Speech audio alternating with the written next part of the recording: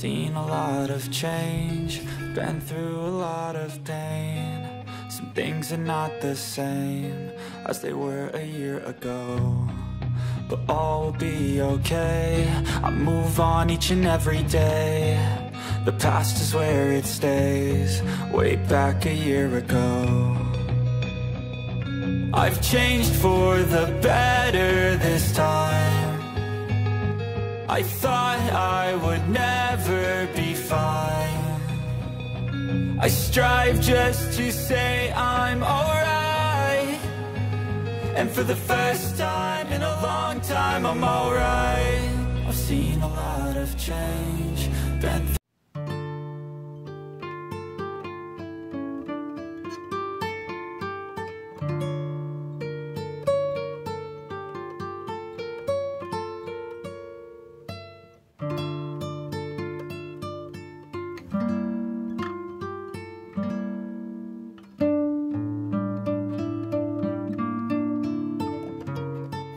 আসসালামু আলাইকুম।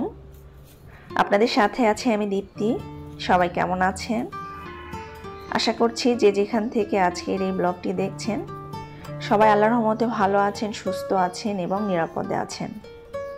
আমরাও ভালো আছি এবং সুস্থ আছি আলহামদুলিল্লাহ।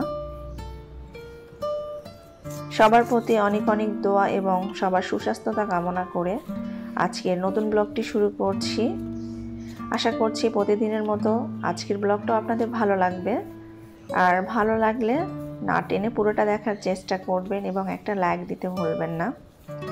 আর যারা নতুন দেখছেন এখনও আমার চ্যানেলটি সাবস্ক্রাইব করেননি, প্লিজ আমার চ্যানেলটি সাবস্ক্রাইব করে দেবেন।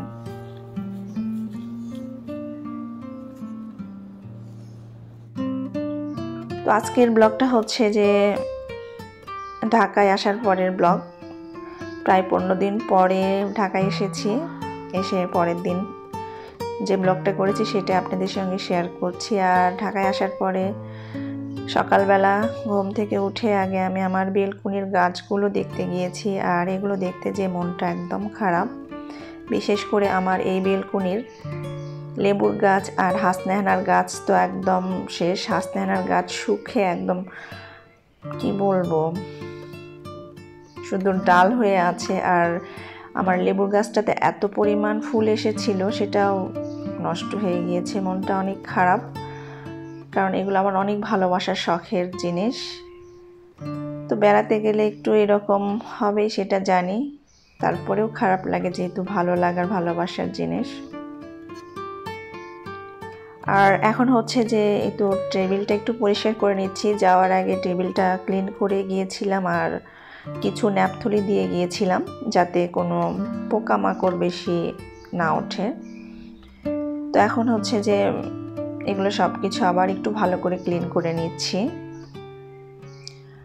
তো এবার হচ্ছে ন্যাপথলি দিয়ে যাওয়াতে দেখলাম যে টেবিলে, তারপরে রান্নাঘরে যেখানে যেখানে তেলাপোকার উপদ্রব বেশি সেগুলোতে দিয়ে গিয়েছিলাম। তো খুব একটা তেলাপোকা হয়নি, হয়েছে কিন্তু খুব কম।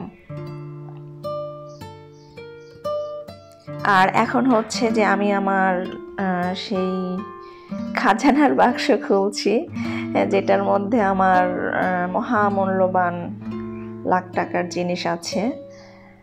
সেগুলো হচ্ছে যে এই মাটির পাতিলগুলো। এর আগের ভিডিওতে আপনাদেরকে বলেছিলাম যে আমি মাটির পাতিল কিনেছি।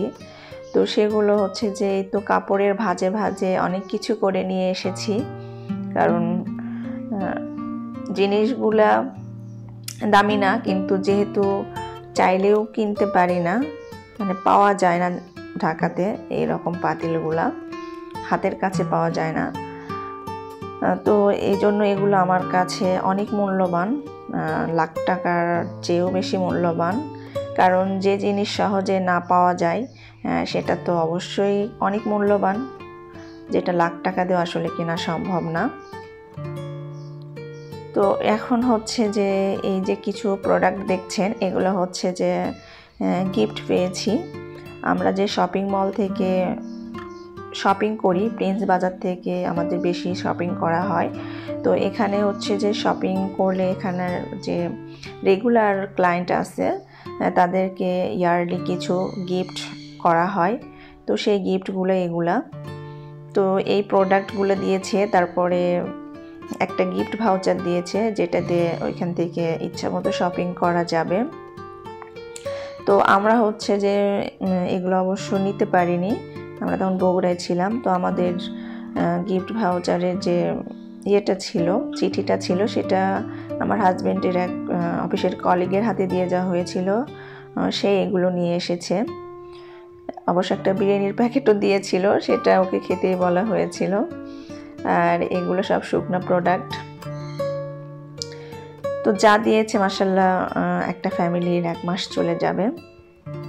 আর এখন দেখাচ্ছি হচ্ছে যে আমার সেই মানে মূল্যবান 2 টাকার জিনিস, যেটা মূল্য টাকা হিসেব করলে কোনো মানে মূল্য নেই, কিন্তু যদি শখ বা পছন্দের কথা বলি তাহলে এটা অনেক বেশি মূল্যবান একটা জিনিস। কারণ যে জিনিস সহজে পাওয়া না যায় সেটা তো অবশ্যই মূল্যবান, আর সেটা যদি নিজের খুবই পছন্দের একটা জিনিস হয়। সেটা হচ্ছে এই 2টা পাতা, একটা হচ্ছে যে রাঁধুনির পাতা আর একটা হচ্ছে যে শলুক পাতা। এই পাতাগুলো অবশ্য উত্তরবঙ্গের লোকেরাই ভালো জানবে। তো শলুক পাতা হচ্ছে যে আমরা মাসকলাইয়ের ডাল, তারপরে বিভিন্ন ফ্রুটস মাখি সেগুলোর মধ্যে দিয়ে থাকি। আর এটা হচ্ছে যে রাঁধুনির পাতা, দেখতে অনেকটা ধনিয়ার পাতার মতো, তবে গন্ধটা অন্যরকম। এটা সারা বছর যে কোনো তরকারিতে ঘাটিতে আমরা ব্যবহার করি। তো আমার খুবই পছন্দের একটা পাতা। তো আমি হচ্ছে যে আম্মুর বাসা থেকে আমার শ্বশুর বাসাতে চলে আসি ঢাকায় আসার আগে। তো এগুলো আম্মু 2 দিন আগেই রেডি করে রেখেছিল, কিন্তু আমি আসার সময় আর দেওয়ার কথা মনে নেই। তো আম্মুকে ফোন দিলাম, তো আম্মু এখন বলতেছে যে 2 টাকার একটা পাতার জন্য তোমার মানে এত অস্থির হতে হবে কেন। তা আমি বললাম যে তুমি বুঝবা না 2 টাকার পাতার যে কত মূল্য, মানে টাকাটা বিষয় না, বিষয় হচ্ছে আমার পছন্দের, আর আমি এটা ঢাকায় পাবো না, এই জন্য অস্থির হতে হবে। তো এগুলো হচ্ছে যে আমি 1 বছরের জন্য সংরক্ষণ করব, প্রত্যেক বছরই তাই করি। এই সিজনে বগুড়া গেলে নিয়ে যাই, মানে নিয়ে আসি। তারপরে এইভাবে পানি দিয়ে ধুয়ে পানিটা ঝরায় কুচি কুচি করে কেটে বক্সের মধ্যে করে রেখে দেই, ডিপ ফ্রিজে রেখে দিই। শুধু রান্নার সময় বের করে ব্যবহার করলেই হয়ে যায়, আর গন্ধ একদম ফ্রেশ থাকে। এটা আমি বরাবরই করে থাকি। তো এইভাবে আমি পাতাগুলো স্টোরেজ করি। ধনের পাতা আপনারা করতে পারবেন না, ধনের পাতা যেহেতু রেগুলার পাওয়া যায় ওটার প্রয়োজন নেই। আর এখন হচ্ছে যে মাটির হাঁড়ি পাতিলগুলো নিয়ে এসেছি সেগুলো রান্নার জন্য প্রস্তুত করব। তো এই পাতিলগুলোর মধ্যে আমি পানি ভরে ভরে রেখেছি, প্রায় আধা ঘন্টার জন্য এগুলোকে ভিজে রেখেছি। মাটির পাতিল কিভাবে ইউজ করতে হয় এটা হচ্ছে যে আমি যেখান থেকে কিনেছি তাদের কাছ থেকে শুনে নিলাম, তারপরে আমার মা আর অনেকের কাছে জিজ্ঞেস করলাম, তাদের কাছ থেকে শুনে আমি করছি। তো এরপরে এখন আমি এই পাতিলগুলো চুলার উপর বসে দিয়েছি, এগুলো বয়েল ওঠা পর্যন্ত অপেক্ষা করব, এবং পানির বয়েল উঠলে আরও 10-15 মিনিট এটাকে আমি জাল দিয়ে দেবো। তো বয়েল উঠে গিয়েছিল, তারপরে এগুলোকে আমি ভালো করে ভিম দিয়ে ধুয়ে নিয়েছি। এখন অলরেডি আমি রান্নাও শুরু করে দিয়েছি।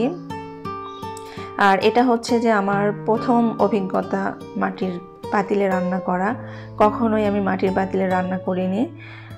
তো এটা যেমন একটা ভালো লাগা কাজ করছে, আবার ভয়ও কাজ করছে, কারণ চিন্তা করছি যে রান্না করতে করতে আবার ফেটে না যায়, ভেঙে না যায়। এই জন্য কিন্তু আমি এই তো নাড়াচাড়া করছি প্লাস্টিকের খন্তা দিয়ে। আর এই চুলায় ভাত বসে দিয়েছি, ভাতটাও হচ্ছে। আর মাটির পাতিল ব্যবহারের অনেক উপকারিতাও আছে। এটা যতটুকু আমি শুনেছি যে মাটির পাতিলে রান্না করলে এটার কোনো সাইড ইফেক্ট হয় না, এটা শরীরের জন্য, স্বাস্থ্যের জন্য খুবই ভালো। আর এর খাবারগুলো নাকি গ্যাস হয় না এটাতে রান্না করলে। আর আমি হচ্ছে যে আরও পুরো বাঙালিয়ানা রান্না করছি। একে তো মাটির পাতিল, তার মধ্যে হচ্ছে আমি সরিষার তেল দিয়ে রান্না করছি, যাকে বলে খাঁটি বাঙালিয়ানা।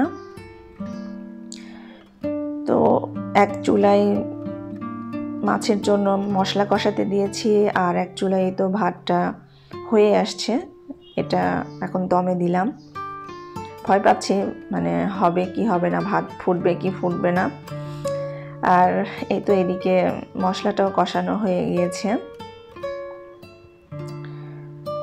মানে নতুন কিছু করতে পারলে যেটা মন চাচ্ছিল যেটা করব সেটা যদি করতে পারি সেটার আনন্দটা যে কতটা সেটা আসলে